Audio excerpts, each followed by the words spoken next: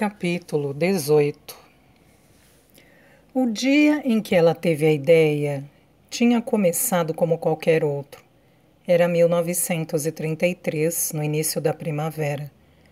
Mas ainda estava frio e ela passara a manhã toda sentada no armário de ventilação de Loyness, com os pés encostados no reservatório de água quente, lendo a coleção de recortes de jornal que mantinha trancada na caixa de metal, com filigrana que vovô Horace tinha trazido da Índia e que ela havia roubado do sótão. Ela encontrara um artigo sobre o sequestro do menino Lindbergh nos Estados Unidos, e isso a fizera pensar em resgates, bilhetes. E qual seria a melhor forma de um criminoso confundir a polícia?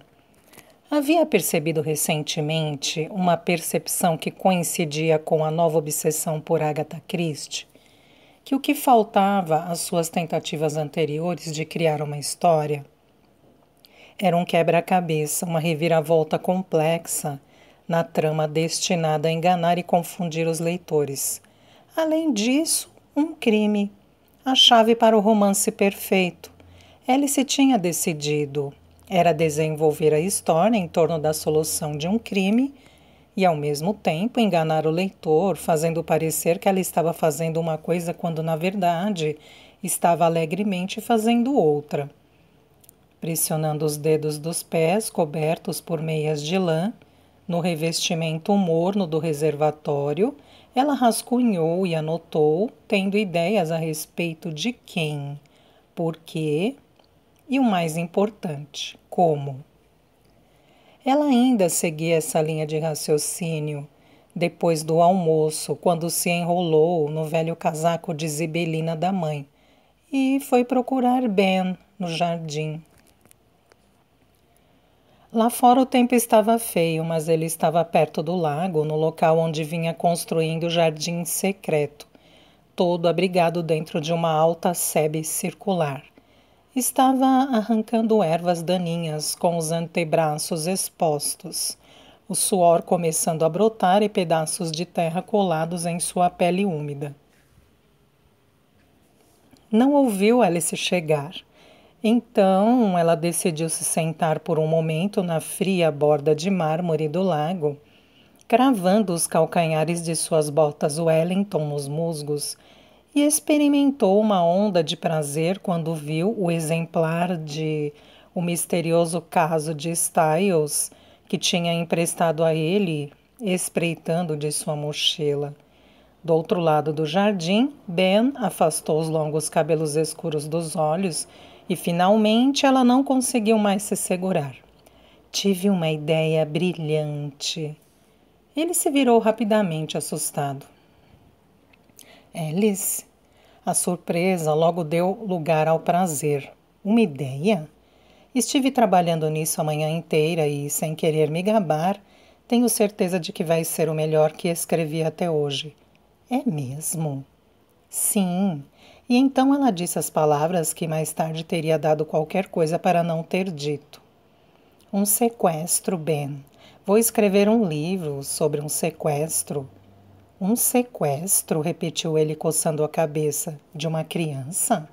Ela assentiu ansiosa. Por que alguém ia querer levar uma criança que não é sua? Porque os pais são ricos, é claro. Ele a olhou perplexo, como se não entendesse direito como uma coisa se conectava à outra. Por dinheiro. Alice revirou os olhos brincando. Um resgate. Uma pontada de sofisticação afiou sua voz, fazendo-a soar, para os próprios ouvidos, como uma mulher do mundo. Enquanto continuava descrevendo o plano para ele, Alice não podia deixar de admirar o elemento atraente de perigo que sua história lhe dava. Uma impressão de que ela sabia muito sobre o funcionamento da mente criminosa. O sequestrador da minha história estará enfrentando tempos difíceis. Não sei exatamente como, ainda não defini os detalhes. Talvez ele tenha sido cortado de um testamento e perdido sua herança, ou então... É um cientista e fez uma grande descoberta, mas seu sócio, o pai da criança, roubou sua ideia e fez rios de dinheiro. Agora ele está amargo e bravo. Não importa o porquê, apenas que ele é um homem pobre. Sim, e que está desesperado. Ele precisa do dinheiro por algum motivo. Talvez tenha se endividado ou queira se casar com uma jovem de situação diferente. Alice sentiu as bochechas quentes, consciente de que tinha chegado muito perto de descrever a própria situação. Ela continuou apressada tecendo os fios de sua trama. Seja como for, ele precisa de muito dinheiro e depressa, então calcula que esta seja a forma de consegui-lo. Não é um sujeito muito agradável, disse Ben, soltando grumos de terra das raízes de uma grande erva daninha. O vilão não precisa ser agradável, não é para ser. Ele é o vilão. Mas as pessoas não são assim, são completamente boas ou ruins. Ele não é uma pessoa, é um personagem. São coisas diferentes. Bem, ele lhe deu de ombros levemente. Você é a autora. Alice franziu o nariz. Estava empolgada, mas a interrupção fez com que perdesse a linha de raciocínio. Voltou para as anotações, esperando retomar de onde estava. Ben enterrou o ancinho e falou: Só que me ocorre agora que essa é uma das coisas de que não gosto muito nesses romances policiais. O quê? As pinceladas grotescas, a falta de sutileza, a ideia de que a moralidade não é ambígua. Não é o mundo real, entende? É simplista, como um livro infantil, um conto de fadas. Alice sentira suas palavras como uma faca. Mesmo agora aos 86 anos, passando pelos campos de futebol de Rotten Row, ela estremeceu a se lembrar delas. Ele estava certo, é claro, e bem à frente de seu tempo. Atualmente, o porquê sempre vencia o como. Mas, naquele tempo, Alice não viu nenhum mérito em sua opinião sobre o motivo que levava pessoas comuns a serem induzidas a cometer um crime. Muito menos lhe interessava abordar este fascinante assunto. Ela só tinha se preocupado com truques e quebra-cabeças. Uma onda de angústia a atingiu quando ele disse aquilo. Como se a estivesse chamando de simplista, e não ao gênero. O dia estava frio, mas com o constrangimento e a dor que a inflamaram, Alice estava fumegando. Ignorou sua crítica, avançando com a descrição da história. A criança sequestrada vai ter que morrer, é claro. Ela vai morrer? Ele, melhor se for um menino. É? Ele se divertiu, então, o que era irritante. Alice se recusou a retribuir o seu sorriso à voz imperiosa e paciente enquanto continuava. Falava como se estivesse lhe explicando coisas que ele realmente devia saber. Mais excruciante, ela se comportou como se o estivesse educando sobre um assunto que um homem como ele não poderia ter esperança de entender. Foi terrível. Era possível ouvi-la interpretando a menininha rica, um papel que ela desprezava, mas que não podia evitar. Os meninos são mais valiosos, entende? Num sentido familiar, herdeiros das terras, do título e de tudo mais. Tudo bem, um menino então. O tom dele era mais tranquilo do que nunca, ainda mais irritante.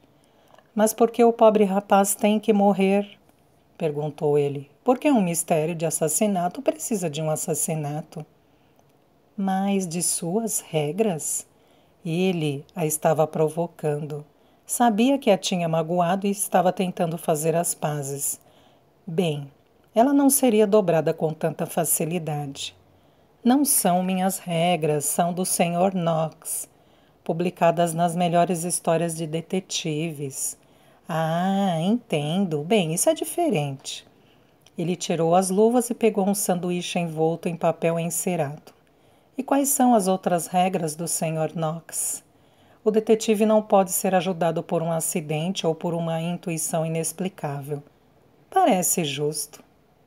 Nada de gêmeos ou pares, a menos que o leitor tenha sido previamente preparado. Seria muito fácil para trapacear. E não deve haver mais do que uma sala ou passagem secreta. Isso é importante para a minha história. É? Por quê? Vou chegar lá. Ela continuou citando as regras, contando-as nos dedos. O criminoso deve ser mencionado no início da história. O leitor não deve conhecer seus pensamentos. E por último, mas não menos importante, o detetive deve ter um amigo estúpido, um Watson que é um pouco, não mais do que um pouco, menos inteligente do que o leitor médio. Prestes a morder o sanduíche, Ben parou e apontou casualmente para o espaço entre eles. Tenho a forte impressão de que sou o Watson nesta equipe. Alice sentiu seus lábios se curvarem e não pôde mais resistir. Ele era tão bonito, sorrindo para ela daquele jeito, e o dia estava começando a brilhar. O sol espreitando através das nuvens. Era muito difícil ficar brava com ele. Ela riu e então a expressão dele mudou. Alice seguiu seu olhar por cima do ombro, através da brecha na sebe. Por um momento terrível, se convenceu de que veria a babá Rose atrás dela. Alice estava olhando pela janela outro dia e tinha visto os dois, Ben e a babá, conversando. As coisas pareciam um pouco mais íntimas do que ela gostaria. Mas não era a babá Rose, apenas a mãe que saíra pela porta dos fundos. E agora estava sentada no banco de ferro, os braços cruzados, uma tênue faixa de fumaça subindo do cigarro entre os dedos. Não se preocupe, disse Alice, revirando os olhos e afastando a cabeça para fora da vista. Ela não vai nos incomodar, não hoje. Ela acha que não sabemos que fuma. Alice estava tentando soar despreocupada, mas o humor leve da última meia hora havia desaparecido. Alice e Ben sabiam quão importante era manter o relacionamento em segredo, sobretudo da mãe. Eleanor não o aprovava. Houvera alguns comentários genéricos nos últimos meses sobre como escolher com cuidado as companhias, e na outra noite, uma cena particularmente embaraçosa em que a mãe a chamara para a biblioteca depois da ceia. Havia uma estranha tensão no rosto de Eleanor, apesar de fingir estar à vontade, e Alice intuíra o que estava por vir. Não é apropriado, Alice, que uma garota como você passe tanto tempo conversando com os empregados. Sei que você não tem nenhuma intenção com isso, mas as pessoas vão interpretar errado. Seu pai certamente não aprovaria. Imagine se ele olhasse pela janela do escritório e visse a filha na companhia de alguém tão inadequado, um jardineiro, pelo amor de Deus. Alice não acreditava nem por um momento que seu pai tivesse a mente tão fechada a ponto de desaprovar. Ele não dava a mínima para as distinções arbitrárias de classe, mas não falou nada, não ousou. A mãe poderia ter demitido Ben, num piscar de olhos, se decidisse que ele era um problema. Vá, pediu Ben, piscando. Saia daqui. Preciso me manter ocupado e você tem uma obra-prima para escrever. Ela ficou tocada por sua preocupação, o cuidado tácito em sua voz. Não tenho medo de me meter em apuro, sabe? Não achei que tivesse, disse ele, nem por um momento.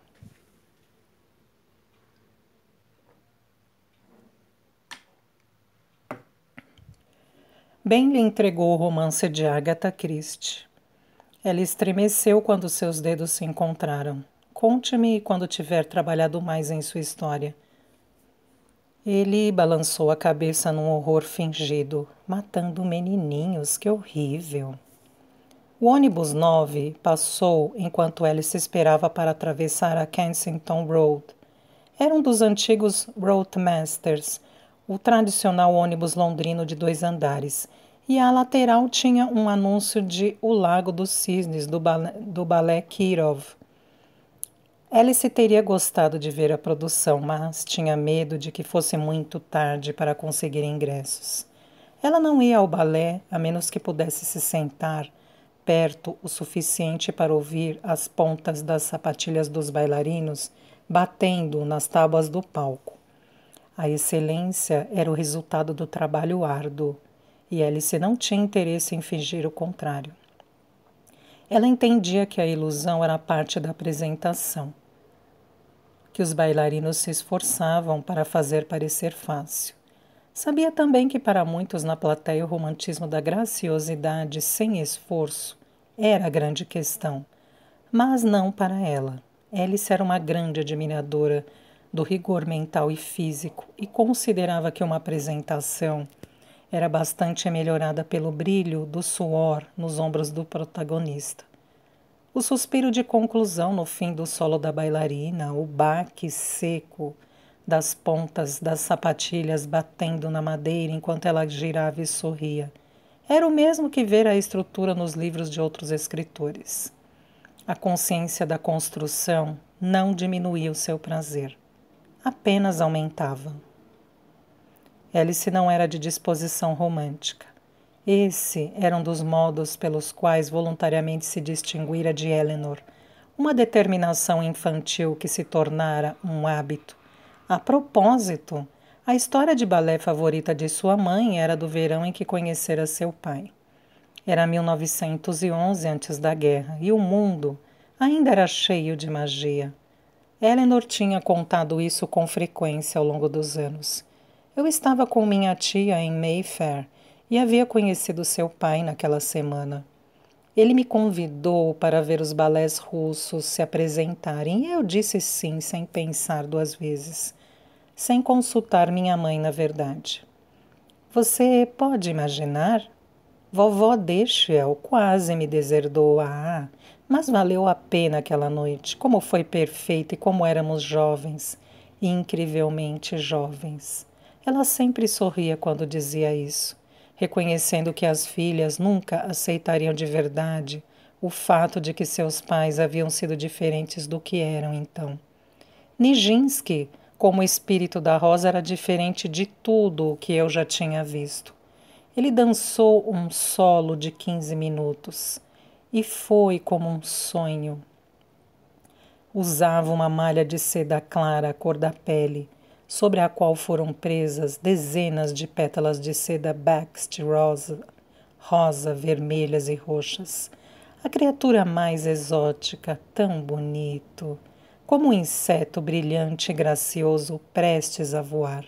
Ele saltava como se não fizesse esforço algum, permanecendo no ar por muito mais tempo do que era possível, e parecia não tocar o palco entre os saltos. Naquela noite acreditei que um homem podia voar, que tudo era possível. Alice franziu a testa. Estava sendo injusta. Eleanor podia ter mantido a fluência de sua infância na linguagem supersticiosa dos contos de fadas, mas sua natureza romântica não era só de casos amorosos e felizes para sempre. Era uma forma de olhar o mundo, todo um sistema moral só dela. Tinha um senso inato de moralidade, um complexo sistema de contrapesos que determinava a medida de algo que ela chamava de justiça. Esse instinto de equilíbrio moral ficou em evidência durante a última conversa que tiveram. Eleanor havia acabado de voltar para casa depois de assistir à apresentação de A Ligação do Inspetor no New Theatre e ligou para Alice imediatamente para dizer que a noite fora edificante. Alice, que já vira a peça, ficou em silêncio por um momento antes de retrucar. A parte em que a jovem inocente é maltratada e levada ao suicídio, ou a descrição da desprezível família Birling, que não ligava a mínima para o sofrimento e só estava interessada em salvar as próprias peles. Eleanor ignorou a ironia e continuou com sua crítica. O final foi tão portentoso, tão certo. Cada membro da família era culpado a seu modo, e ficou com uma sensação inteiramente satisfatória de que a verdade viria à tona.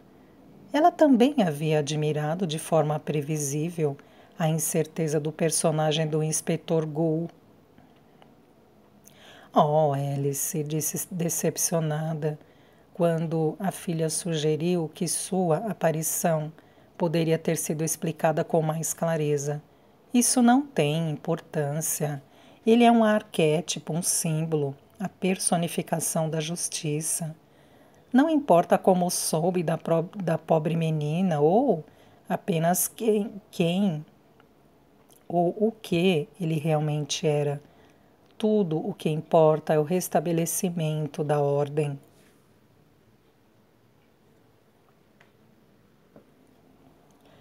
Alice tinha resmungado alguma coisa sobre caracterização e credibilidade, mas Eleanor, cansada, encerrou temporariamente a conversa. Ainda vou convencê-la. Vamos voltar ao assunto pessoalmente amanhã. Elas nunca voltaram ao assunto, é claro. Eleanor ia visitar Alice em seu apartamento em Shoreditch, quando atravessou a Marylebone Road na frente do motorista, que havia tirado os olhos da estrada. Alice estava sentada em sua cozinha escura o tempo todo, uma caneca fresca de leite na geladeira e uma toalha sobre a mesa, sem qualquer pista de que o mundo tinha saído dos trilhos enquanto ela esperava. Fora aí que bem se enganara. Fora aí que bem se enganara. Alice afastou o súbito e inesperado calor da perda. Sua preferência por pessoas em vez de lugares era muito boa, mas as pessoas tinham o hábito desagradável de mudar. Ou ir embora, ou morrer. Os lugares eram muito mais confiáveis, eles prevaleciam. E se danificados, podiam ser reconstruídos, até mesmo melhorados. Não se podia confiar que as pessoas ficariam por perto, exceto a família. Alice ouviu a voz de Eleanor em sua cabeça. Foi por isso que tive tantas filhas. Para que vocês sempre tenham alguém. Eu sabia o que era ficar sozinha. Andando pela Exhibition Road em direção aos museus, Alice sentia-se tudo menos sozinha. Havia pessoas por toda a parte, adolescentes em sua maioria. Alice sentiu uma onda de pena deles, presos no fulgor da juventude. Quando tudo parecia tão vital, tão essencial e importante. Perguntou-se aonde iam. Para o Museu da Ciência, ou para o V&A, ou talvez até para o Museu de História Natural, onde passariam pelos insetos que haviam voado ao sol de Loines. Eu gostaria que você não os matasse, dissera Eleanor um dia, o mais perto de criticar o pai, que Alice ouvira. Parece tão cruel, criaturas tão bonitas. Fora Alice, usando as luvas brancas de assistente, que saíra em defesa do pai, embora na verdade também odiasse aqueles pinos.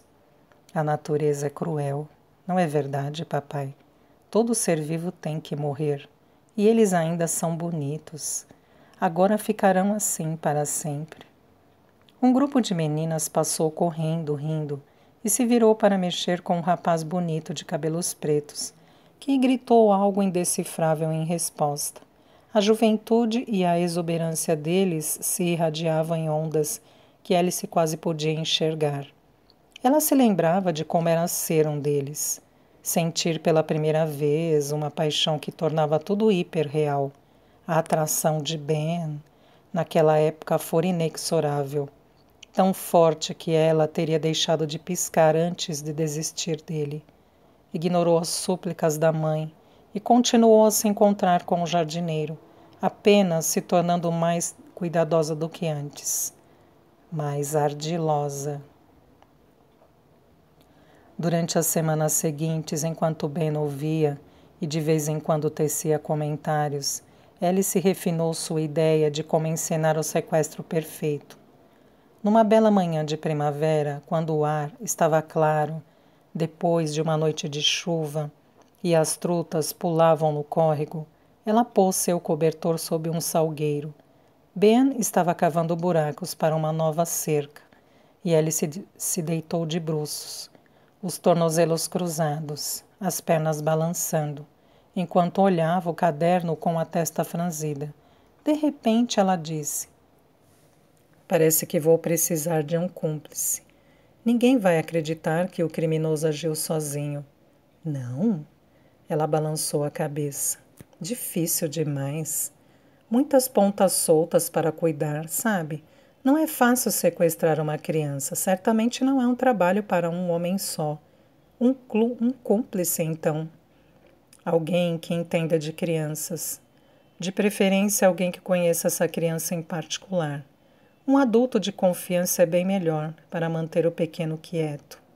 Ele olhou para ela. "Eu não sabia que você era tão maliciosa."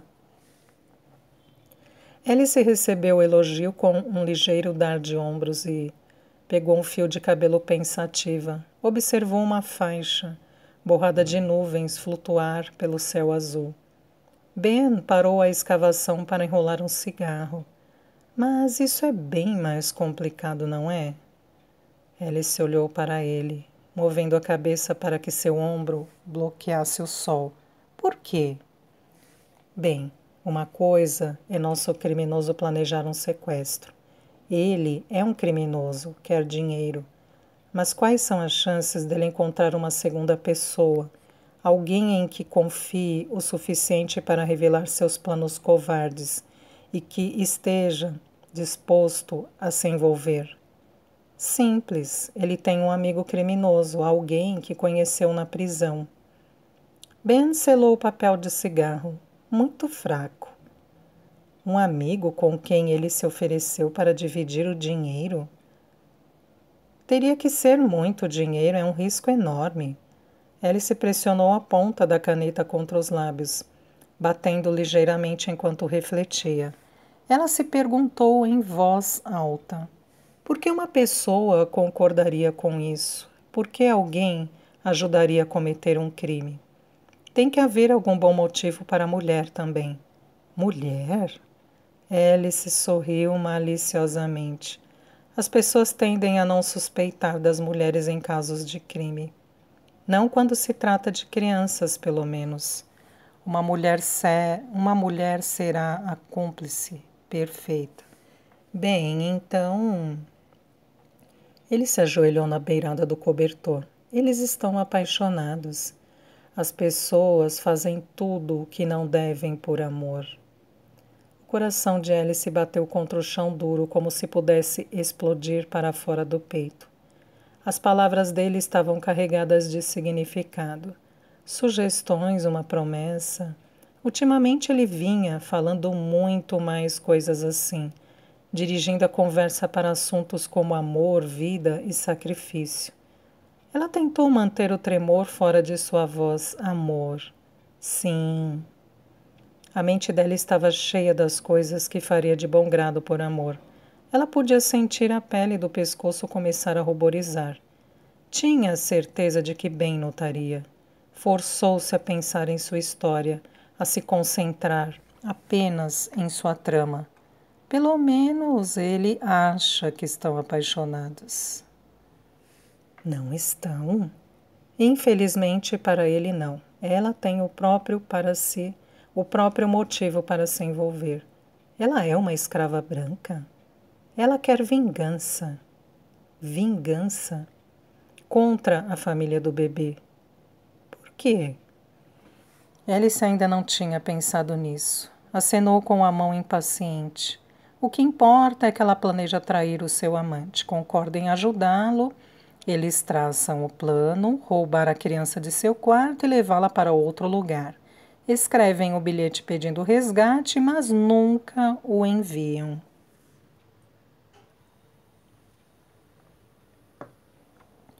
Por que não? Porque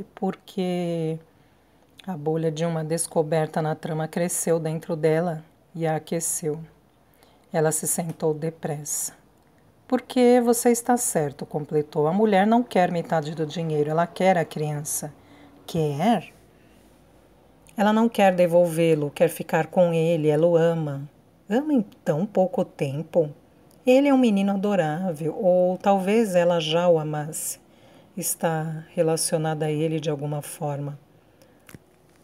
Não importa por quê, só que ela o ama. Talvez tenha sido seu plano o tempo todo ficar com ele.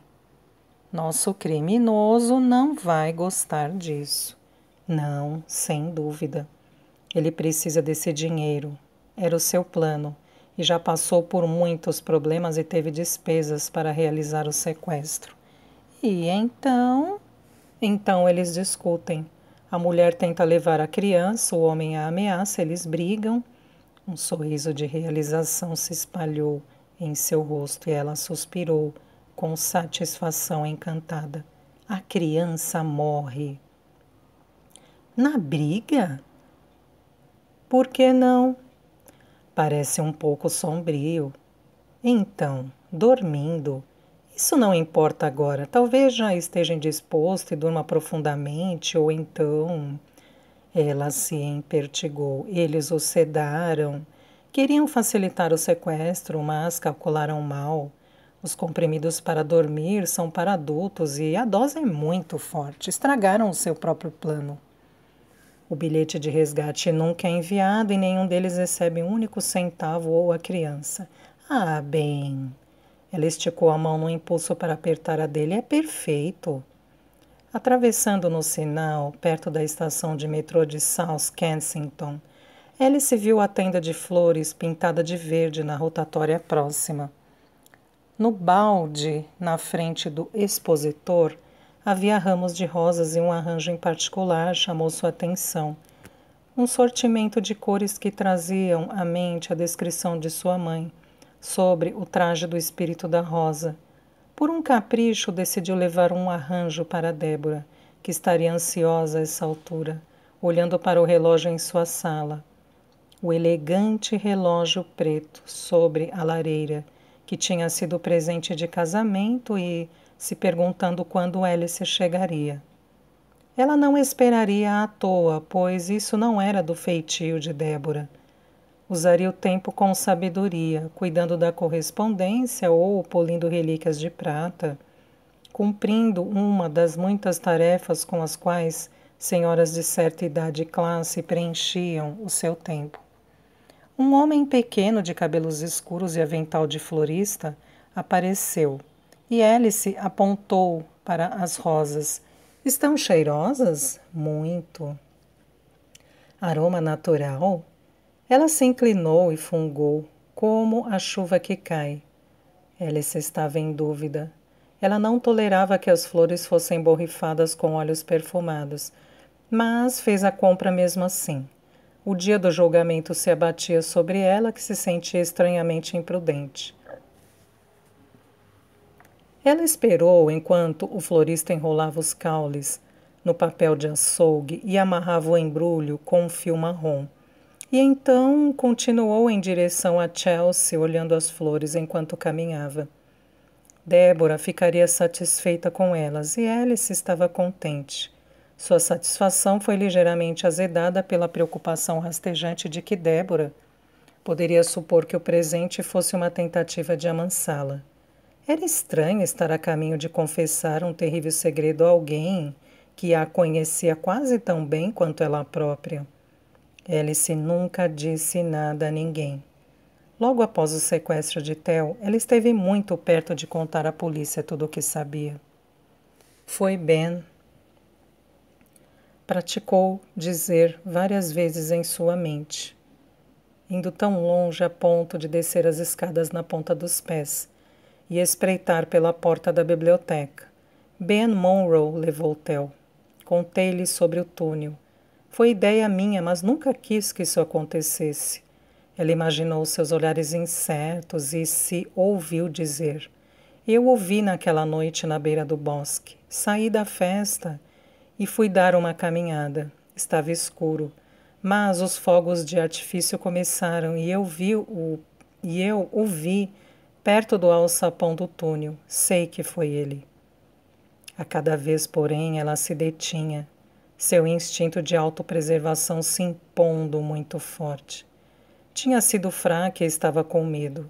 Voltou a ter esperança. Haveria um pedido de resgate, pensou. Seus pais tinham dinheiro, pagariam o valor pedido e Theo seria devolvido. Ben teria a quantia de que precisava para ajudar os seus amigos, e ninguém jamais saberia o papel de Alice nisso tudo. Os dias se arrastaram e ela mantinha um olho na investigação e outro na caixa de correio. Ouviu uma das empregadas falar à polícia sobre um frasco de comprimidos para dormir que tinha sumido, mas deu pouca atenção a isso, assim como eles. Só no terceiro dia, quando chegou a notícia do suicídio do Sr. Llewellyn e o sofrimento de sua mãe ameaçou dominá-la, Alice percebeu que as coisas eram muito piores do que ela pensava. Ouviu o Dr. Gibbons avisar a mãe que o remédio para dormir que ele lhe prescrevera era muito forte. Tome muitos e você não vai acordar. Então sua mente voltou àquela tarde com Ben, o modo como ela ressaltara a importância de ter a ajuda de alguém de dentro, a sugestão de usar comprimidos para dormir para sedar a criança, e o fantasma do que aconteceria se fosse dado ao menino uma dose alta demais. De repente, ela entendeu o que significava a falta de um bilhete de resgate. Mas já era tarde para soar o alarme. Se antes sua confissão poderia ter levado a polícia a Theo, agora não fazia sentido. E ela precisaria explicar por que havia esperado 3 dias para dizer qualquer coisa. Eles saberiam que ela era responsável não apenas pelo desaparecimento de Theo, mas por sua morte. Nunca a perdoariam. Como poderiam? E por isso ela não disse nada. Guardou seu segredo por 70 anos e não contou a ninguém. Até agora. Se Alice devia contar a alguém, estava feliz que fosse Débora. Elas eram próximas, as duas, uma proximidade que não se expressava pela necessidade de passar tanto tempo na companhia uma da outra, mas era algo completamente diferente, algo intrínseco. Tinham a mesma origem, ambas ainda estavam ali. E como Débora nunca se cansava de lembrá-la, estivera lá no dia em que Alice nasceu. Você não era nada do que eu esperava, vermelha e repulsiva e nua. Que surpresa! Eu vi você contorcendo seu pescoço e enroscando o rosto da maneira como os bebês fazem. Mamãe não sabia que eu tinha entrado no quarto e ficou bastante surpresa quando caminhei até a cama. Estendi os braços e exigi que ela me desse o meu bebê. Levamos alguns momentos tensos para resolver nossas diferenças. Ela me dissera tantas vezes durante a gravidez que um bebê novo estava chegando e que eu seria a irmã mais velha e que era meu dever cuidar de você enquanto nós duas vivêssemos. Temo que tenha tomado a palavra dela literalmente. Fiquei bastante chocada e desapontada quando ela riu e disse que você não era de fato minha. A boa, gentil e responsável Débora. O que ela ia dizer quando soubesse o que Alice tinha feito? Alice passara boa parte da última semana tentando adivinhar. Tinha chegado a um acordo com sua culpa havia muito tempo. Ela não tinha agido por mal nem deliberadamente. Era culpada porque a coisa toda fora ideia sua, mas não havia necessidade de fazer uma grande confissão para a polícia, não agora. Era tarde demais para que qualquer coisa fosse feita e seu crime não era do tipo que eles processavam. Assassinato, ela escreveu. Além disso, já fora punida. Continuava sendo. Eleanor tinha razão. O mundo tinha a sua própria maneira de manter a balança em equilíbrio. Os personagens culpados podem escapar à acusação, mas nunca escapavam à justiça. Apesar de todas as suas tentativas de se diferenciar de Eleanor, foi quando percebeu que a mãe estava certa sobre a justiça, que a escrita de Alice deu um salto para melhor. Ela havia deixado para trás sua adulação servil ao racionalismo das histórias de detetive da Idade de Ouro, e Diggory e Brent entrarem em sua vida, tomando o lugar dos detetives secretos meticulosos e pedantes com que havia trabalhado até aquele momento.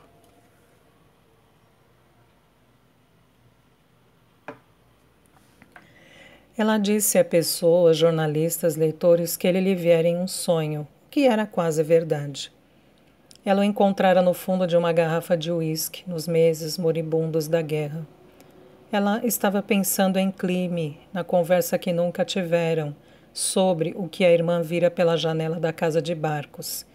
Alice ainda sorria sem graça ao pensar que sua irmã mais nova estivera lá naquela tarde em que ela, enfim, se ofereceu a Ben.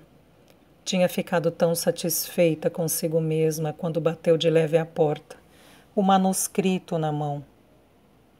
Agatha Christie era a única outra romancista de mistério que ela conhecia, que ousara matar uma criança. E Alice mal podia esperar que Ben lesse seu livro e visse como ela era inteligente, como tinha tecido o enredo de sua história. Sua voz de 16 anos voltou a flutuar até ela agora, através das décadas, vinda do dia em que teve a ideia. Um túnel, Ben. Há um túnel secreto. Subterrâneo, você quer dizer? Eu sei o que você vai dizer, então nem precisa. Você vai dizer que não é realista, que é simplista, semelhante a uma pantomima, mas não é. Então, ela sorriu muito satisfeita consigo mesma e lhe contou tudo sobre seu túnel secreto. A entrada escondida perto do quarto do bebê, no segundo andar da casa, o trinco com o mecanismo antiquado que precisava ser sacudido para abrir, o último degrau cortado no muro de pedra dura que levava à floresta e ao caminho para a liberdade. Tudo o que ele precisava saber para roubar uma criança de Loinas. Alice já tinha chegado a Chelsea. Compradores com sacolas de lojas ao longo da King's Road passavam em ambas as direções e no fim da rua ela conseguiu vislumbrar as escadas que levavam à casa de Débora. O número 56 era pintado em preto brilhante, sobre a coluna branca na frente, e havia um par de vasos com gerânios vermelhos de cada lado do degrau inferior. Ela se empertigou e seguiu em direção a eles. Um jardim comunitário frondoso ocupava o meio da praça, seu portão de ferro preto trancado contra estranhos e Alice hesitou sob uma espessa cobertura de era. Era mais calmo ali. A agitação da avenida principal, suavizada pelos altos prédios vitorianos em todos os 4 lados da praça. As andorinhas tagarelavam entre si nos galhos acima, o som se tornando mais encantador e de outro mundo por seu contraste com o zumbido urbano. Através do vidro facetado da sala de Débora, Alice pôde ver a forma de uma figura alta e magra. Alice Devane não era uma pessoa que tinha o hábito de quebrar compromissos. Certamente não quando a outra parte estava à sua espera, mas como parte dela ansiava por continuar andando. Seu coração tremeu ao vislumbrar a fuga. Ela podia simplesmente fingir que tinha esquecido, rir quando Débora ligasse para ver se estava tudo bem, culpar a velhice. Ela era velha, afinal. Não mais velha, envelhecendo ou qualquer uma das outras palavras que as pessoas usavam, porque pensavam que eram mais suaves e mais palatáveis. Alice era velha e os idosos tinham certos privilégios. Mas não, ela sabia que era uma fantasia. A prorrogação seria apenas breve. Chegara a hora. Alice bateu à porta e foi pega de surpresa quando ela se abriu quase imediatamente. Mais surpreendente ainda foi o fato de ser a própria Débora quem a abriu. Ela estava lindamente vestida como sempre, num vestido de seda drapeado, amarrado em sua cintura fina. Seus cabelos estavam presos em um elegante coque prateado. As irmãs acenaram com a cabeça uma para a outra, mas nenhuma das duas disse uma palavra. Com um leve sorriso, Débora se pôs de lado, fazendo um gesto com a mão para Alice entrar. A casa estava impecável e brilhante, requintados e abundantes arranjos florais em cada superfície. Alice então lembrou. Entregas de flores frescas chegavam a cada 3 dias de uma floricultura em Sloane Square, um contrato de muito tempo. Ela olhou para o buquê de rosas em suas mãos. De repente, elas pareciam insignificantes, uma tolice. Alice as ofereceu, no entanto. Aqui, para você. Ai, Alice, obrigada, são lindas. Não é nada, bobagem. Elas me fizeram lembrar a mamãe, só isso. Nijinsky, o figurino Bext. Débora sorriu, levando as flores ao nariz, tanto para ganhar tempo quanto para sentir o seu perfume, conforme pareceu a Alice. Claro, ela temia o encontro, assim como a irmã. Débora tinha bom coração e não encontraria nenhuma alegria na conversa que estava por vir. Alice seguiu a irmã até a sala onde Maria, que estava mais para assistente pessoal do que para a governanta, arrumava utensílios de chá na mesinha de centro. Ela se endireitou, a bandeja vazia debaixo do braço e perguntou se elas precisavam de mais alguma coisa.